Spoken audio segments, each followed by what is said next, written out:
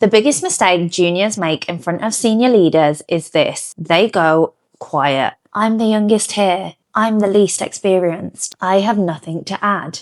So you stay quiet. That instinct feels safe, but it is costing you more than you realize. The people who get pulled up early into conversations they wouldn't normally be in, they're not always the best performers. They don't have to be the loudest either, but they are doing one thing differently. The quiet move that gets you sponsored by senior leaders. They're useful to the people above them. And most people have no idea how to do that. Today, we're getting into it. Everyone assumes influence works top down. You wait your turn, you do solid work, and eventually someone notices. But that's not actually how it works. And this is the part nobody tells you. You can add value upwards way earlier than you think. You don't need a title, you don't need permission. You just need to stop thinking like a junior. This is what I call upward value, and it's something most people aren't doing. I saw this properly when I did reverse mentoring with a partner in my firm. There was an internal scheme for using social media. Partners were looking for ways to become more visible on LinkedIn, and I know LinkedIn. As a senior associate, I paired with a partner who was trying to figure it out. What to post, what actually lands, what to avoid.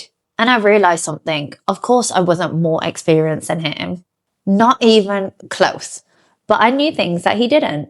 Not in some impressive strategic way, just practically. So I didn't overcomplicate it. I just made it easy for him. These are the types of posts that tend to do well. Here's a simple format to help your posts perform better. These are easy wins. That was it. No big presentation, not really trying to prove anything. Just useful and prepared. And that interaction formed a relationship that I might not have had otherwise. And it had a positive dynamic associated to it. I'm willing to bet you already have a version of this. Something you know, something you do without thinking. Ask yourself, where am I already useful in a way that they're not? Where could I quietly reduce something off their plate? Give it some thought and you'll get there. Now, before we go further, I want to draw a line because there is a wrong version of this that exists. This is not brown nosing. Brown nosing is about being seen to be useful. It's about getting credit. It's not really about trust. What I'm describing is the opposite.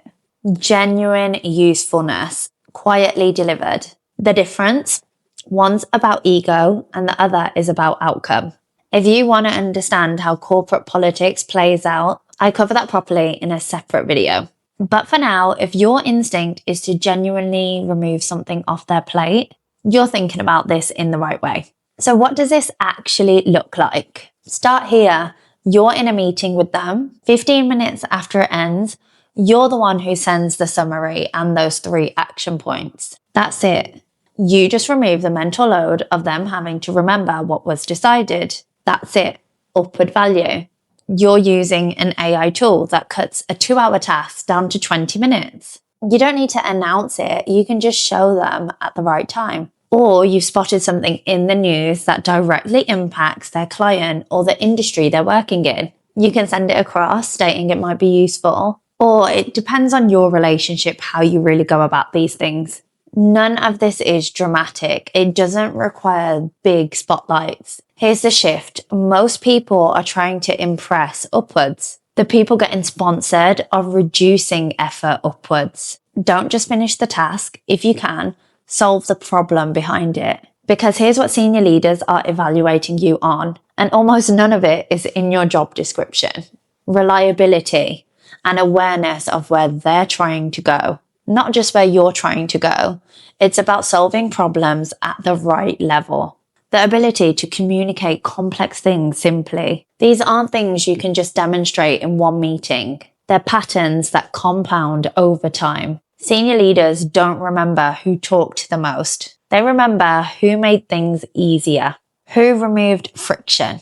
And this is the part most people never realize. Senior people don't reward effort, they reward release. Once that trust is there, something changes. You start getting included. More meetings, more visibility, opportunities that aren't available to everyone. Your name gets mentioned in rooms you weren't in, not because you asked, but because you became the obvious choice. And here's the thing, these rules aren't written down anywhere. It's who gets called first when something matters. That's the hidden curriculum. So if you feel stuck right now, performing well, but nothing's moving, don't just ask yourself, how do I get better at my job? Ask, how can I make the people above me more effective? That shift in direction, that's where things start to change. If you give me your time, I don't take that lightly. Subscribe so I know that this is worth building, and join my newsletter. The link's in the description so you never miss an episode. I'm Jag Dallywell. Let's keep getting into the subtext, and I'll see you next week.